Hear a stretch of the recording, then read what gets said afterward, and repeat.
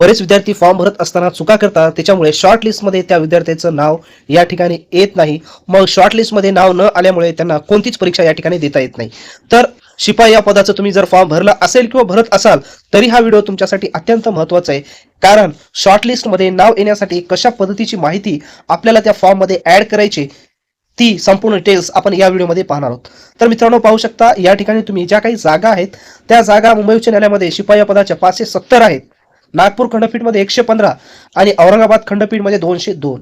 एकंदरीत 887 जागासाठी सर्वात मोठी ही जाहिरात आहे. खरं जर आपण विचार केला तर जाहिरात मोठी आहे, परंतु बरेच कॅन्डिडेट्स या ठिकाणी आता 100% अपात्र होतील.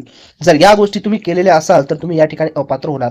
त्याच्यामुळे तुम्ही कोणत्या गोष्टी केलेल्या आहेत किंवा नाही हे तुम्हाला माहीत असणं अत्यंत आवश्यक आहे. जर या ठिकाणी तुम्ही कोणत्याही प्रकारची आपण सांगितलेली चूक जर केली नसेल तर 100% तुमचं नाव शॉर्टलिस्टमध्ये येईल. आणि जर या चुका केलेल्या असतील तर मात्र सुरुवातीच्या शॉर्टलिस्टमध्ये नाव आलं तर सेकंडच्या शॉर्टलिस्टमध्ये मात्र तुमचं नाव या ठिकाणी येऊ शकणार नाही. त्याच्यामुळं फॉर्म फिलअप करत असताना जाहिरातीमध्ये ज्या पद्धतीनं सांगितलेलं आहे त्याच्यामुळं संपूर्ण जाहिरात वाचूनच तुम्हाला फायनल सबमिट या ठिकाणी करायचं आहे. अन्यथा याचे परिणाम तुम्हाला या ठिकाणी भोगावे लागणार आहेत. त्याच्यामुळं पाहूया आपण शॉर्टलिस्टमध्ये तुमचं नाव येण्यासाठी आणि शॉर्टलिस्ट मधून तुमचं नाव बाद न होण्यासाठी कोणत्या गोष्टी IMP आहेत. तर सर्वात IMP या ठिकाणी आहे तुमच्याजवळ असलेली क्वालिफिकेशन्स. कोणती क्वालिफिकेशन्स? तर 7वी पासून तर ते PG पर्यंत म्हणजे जेवढे काय क्वालिफिकेशन आहेत त्या सर्व क्वालिफिकेशन वरची माहिती व्यवस्थित त्या फॉर्म मध्ये भरणं, कोणतीही चूक त्याच्यामध्ये होऊ नये. आणि दुसरी महत्वाची गोष्ट म्हणजे बरेच कॅन्डिडेट्स या ठिकाणी पात्रता त्यांची लपवत असतात. कोणीतरी त्यांना सांगितलेलं असतं की शिपाई पद आहे, त्याच्यामुळे कमीत कमी तुम्ही पात्रता या ठिकाणी दाखवा तर तुमचं सिलेक्शन होईल. तर ह्या चुकीला बळी तुम्ही पडू नका.